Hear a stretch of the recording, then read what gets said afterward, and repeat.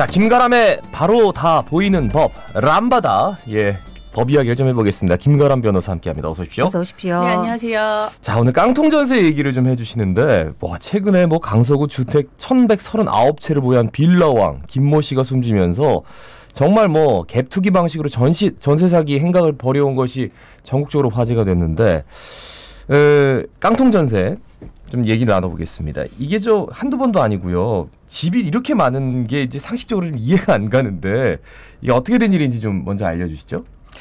지금 언론에 보도된 사건은 일반적인 깡통 전세라기보다는 이제 조직적인 사기 범죄입니다. 방금 말씀하신 것처럼 이제 원래 깡통 전세는 이제 부동산 경기가 이제 갑자기 악화돼서 집값이 이제 일시적으로 폭락한다던가, 그래서 이제 보증금이 집값보다 많아서 이제 그 보증금을 다 못 받는 경우를 일컫는 표현인데요. 네네. 지금 이 사건은 아예 처음부터 이제 조직적으로 빌라만 골라서 보증금 상당액을 편취하려고 작정하고 저지른 범죄입니다. 예, 소위 빌라왕 이래가지고 젊은 20대인데 몇 채를 갖고 있었다 이런 얘기를 들을 때부터 저는 좀 의심이 들더라고요. 예, 이게 맞습니다. 과연 한 사람이 할 수 있는 일인가? 예, 이게 아까 말씀하셨듯이 조직적으로 계획된 사기 범죄라고요? 예, 그렇습니다. 이게 어떻게 범행을 설계하냐면 네. 이제 사실 이제 예를 들자면 이 집이 이제 한 2억 5천짜리 집인데, 이제 중간 브로커들이나 이제 소개하는 사람들이 신축이고 역세권이고 여기 일대 개발 호재가 있다. 그래서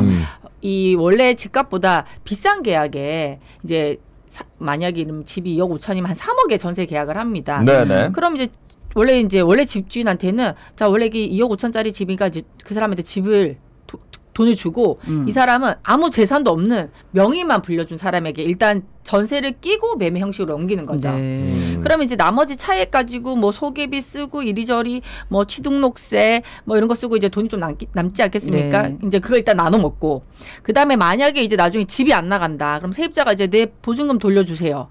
그러면 배째라. 나는 이거밖에 없다.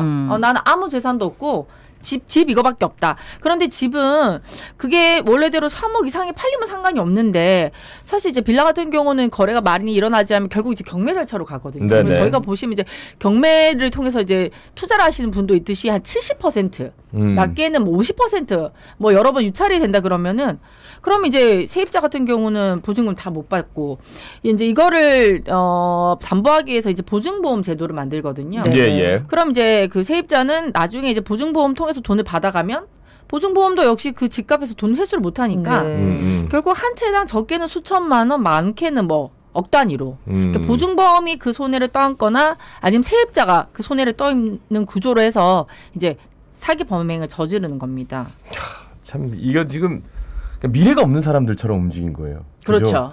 나는 신용불량 되든 말든 상관없어. 난 그 사람들을 내세워서 실제 돈을 번 사람 따로 있다는 거죠. 네. 예.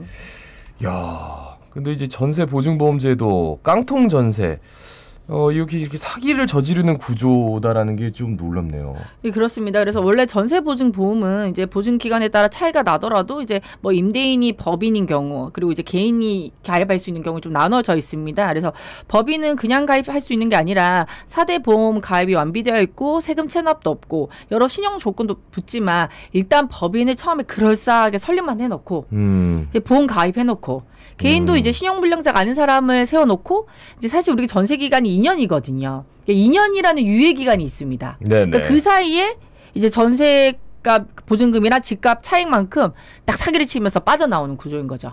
그러니까 이렇게 조직적으로 공인중개사하고 이런 걸 설계하는 사람들하고 다 속여가지고 했던데, 그러니까 순진한 젊은이들한테 이거 괜찮다, 명의만 빌려주면 된다 해가지고 이렇게 된 거 아닙니까? 네, 맞습니다. 그 사람들이 극단적인 선택까지 했기 때문에 이거는 어떻게 보면 살인까지 한 겁니다, 이 사람들이. 그리고 보증보험 같은 경우에는 세입자들을 보호하려고 국가에서 만든 거기 때문에 공기업에서 이게 주는 건데, 결국 또 세금 아닙니까? 그 세금으로 사기치는 거를 도와준 꼴밖에 안 된 건데. 근데 좀 이해가 안 되는 게, 이렇게 한 사람이 이렇게 어마어마하게 갖고 있고 하면 뭔가 의심을 해본다든지 보증보험이 계속 나가면 뭔가 이상하다 했어야 되는데, 이게 관리가 안 됐다는 게 좀 이해가 안 되네요. 예, 그렇습니다. 이제 2020년 8월부터 모든 임대사업자의 보증보험 가입이 의무화됐고, 이제 기존 임대사업자에게는 1년의 유예 기간을 둔 뒤에 2021년 8월부터 가입 의무가 있고요. 이제 제대로 이걸 하지 않으면 사실 이제 지방자치단체에서 단속하고 과태료를 부과하도록 되어 있습니다. 네네. 근데 문제는 지금 이제 주택 1000채 이상을 보유하다가 이제 그 전세금 돌려주지 않고 사망한 빌라왕 김 씨 같은 이런 사기꾼들은 이제 세입자들에게는 내가 진짜 이 임대 사업자다. 내 여러 채 가지고 있다. 이제 보증보험에 가입한다 해놓고서는 실제로 가입을 하지 않았거든요. 그래서 특히 이제 김 씨 사건 피해자가 속출한 서울 강서구 같은 경우에는 그 보증보험 가입 의무가 있는데도 가입하지 않은 주택수가 71세대. 근데 관할 지자체인 강서구에서 받은 과태료는 단 한 건도 없었다. 아이고. 이게 말이 되느냐. 이런 이제 비판이 계속 나오고 있는 거죠.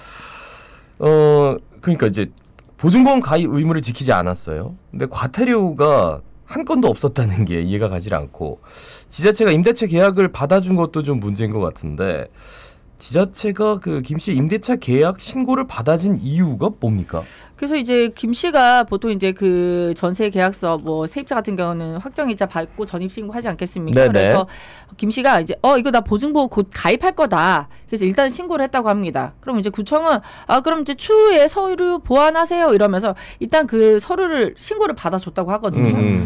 그러면 이제 보통은 이제 가입하고 보증보험 가입해서 완료되는 데까지는 시간적으로 이제 한 달에서 2달 소요가 되는데 그냥 뒤에 가입하겠다 보완하겠다 그 말만 믿고 그 뒤에 정말 그 서류를 냈습니까? 이렇게 보완한 절차를 담당 공무원이 아무도 안 했다는 거죠. 그래서 이제 나서 이제 피해자가 속출하니까 정부와 지자체가 뒤늦게 실태 조사에 나서고 이제부터는 이제 한 달, 2달 뒤에 제출하겠다. 그럼 그것까지 확인을 하겠다. 그래서 지금 이제 소유권 외양간 고치는 게 아니냐라는 이제 비판을. 근데 다른 것도 이런 거 아닐까요? 왜냐하면 이렇게까지 허술했다면 그렇죠. 그죠?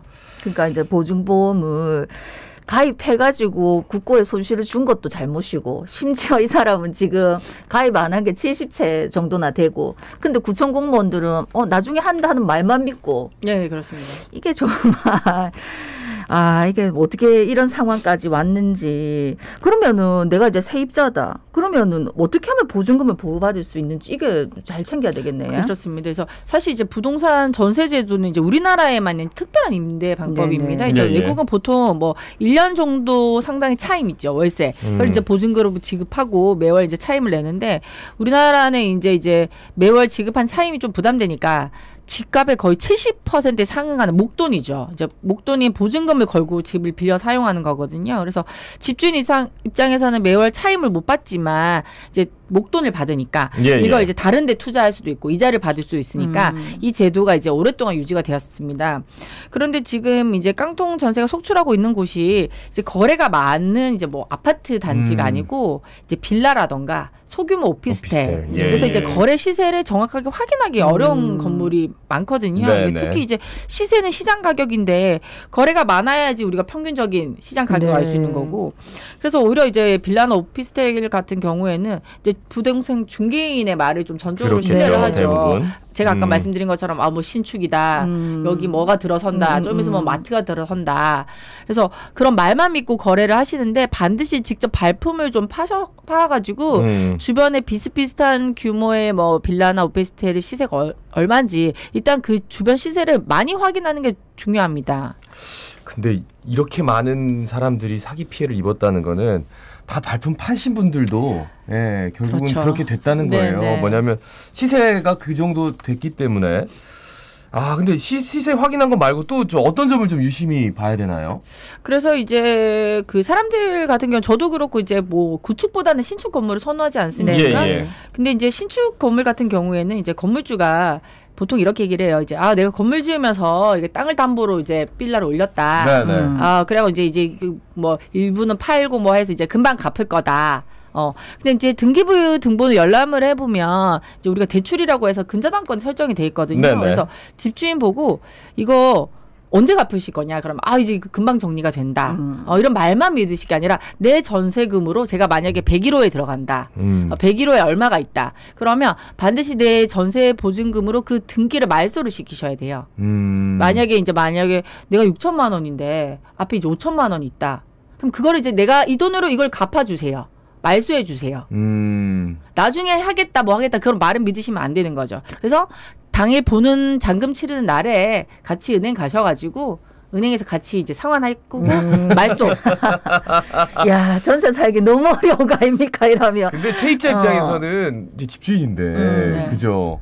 그리고 뭐 근데 그걸 안 해주는 집주인이 담은 얼마라도 이상하거든요. 좀 깎아줄 테니까 네. 아유 내가 알아서 할게 이렇게 얘기하면 안 되죠 사실. 그러니까 저희가 그 근저당권이 뭐냐면 예. 채권 최고액만큼은 언제든지 갚고 다시 빌리고 갚고 다시 빌리고 할 수가 있기 때문에 뭐 그런 게 있어요. 자 지금 6천만 원 최고인데 실제로는 지금 1,000만 원밖에 안 남았어. 그 말뿐이잖아요. 그러니까 지금 보도를 저도 좀 관심 있게 봤는데 아까 그 빌라왕에 이어서 뭐 이런 식으로 자기 돈 하나도 안 들이고 빌라 같은 거 지어가지고 또 건축왕이라 해가지고 이거 뭐 깡통 건축도 아니고 이런 거 엄청 많다 하더라고요. 맞습니다. 그러니까 말씀하신 대로 그러니까 어떻게 정직하게 빌라 지어가지고 집 지어가지고 내가 이제 근저당이 있다. 이렇게 얘기한 사람도 있으니까 같이 가서 일단 전세금으로 말소부터 해야 된다 이 말씀이시지. 네, 그렇습니다. 예, 그렇게 꼭. 근데 또 조심할 게 뭐가 있습니까? 그래서 이제 사실 이제 제 친구가 겪은 일인데요. 예. 집주인이 결국 갚는 데는 그 대출금을 안 갚고 이제 그 말을 믿은 거죠. 결국 이제 경매까지 가가지고 이제 경매했는데 이제 그 집값이 유찰돼가지고 보증금을 다 못 돌려받았는데 그분들 생각은 뭐냐면 내가 너 때문에 내 집을 날려먹었다. 원망을 하더라고요. 네가 가만히 있었으면 네가 경매에 안 붙였으면 내가 집을 안 잃어버릴 건데 제가 그거 보고 사실 너무 충격을 받았어요. 네. 남한테 피해를 입힌 거는 생각을 안 하고 당장 내가 너 때문에 내 집을 날렸다. 그래서 제가 진짜 충격을 받았거든요. 이게 우리가 생각할 수 없는 상식을 가진 분 많기 때문에 그래서 이제 또 하나 체크해 보실 게 국세나 지방세에서 체납 증명서가 있습니다. 이거를 이거 봐야 돼요. 네, 꼭 살펴보셔야 됩니다. 왜냐하면 이제 뭐 부동산 경기가 좋으면 거래도 좋고 하지만 항상 이제 이게 최악의 경우에 경매를 갈 수 있다. 이렇게 생각을 하시면 경매에서 돈을 제가 1순위로 다 받아가는 게 아니거든요. 네네네. 그래서 법에서 정해진 순서가 있습니다.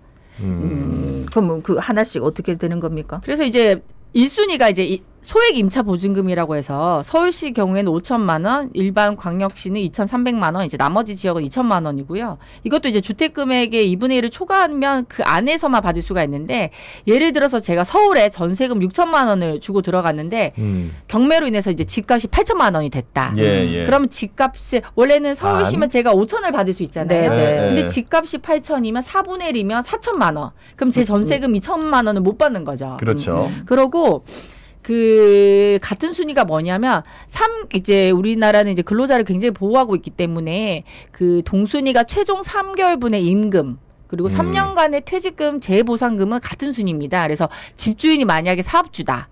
근데 집주인 사업주가 이제 경매까지 갈 정도면 이제 자기 사업체에도 이런 신용이나 뭐 재산이 없을 수도 있잖아요. 그러면 밀린 직원들 3개월치 급여, 퇴직금 이거에 비례해서 쪼개서 가져가기 때문에 이걸 먼저 변제하고 그다음에 가져가야 되는군요. 그러니까 확정일자라 전입신고를 받아도 이거를 먼저 받아가기 때문에 밀려요. 그리고 이제 그 집에 부과된 국세나 지방세, 뭐 재산세. 근데 사실 뭐 직원 월급도 안 준 사람이 세금 뭐 제대로 냈겠습니까? 그렇죠. 그러니까 확정일자 받고 전입신고한 보증금이라고 하더라도 이렇게 선순위에서 다 가져가면 제대로 받기가 어렵습니다. 그래서 실제 그 빌라왕도 그 주택에 부과된 종합부동세가 수십억이니까 내가 지금 세금도 못 내고 이제 공매 갑니다.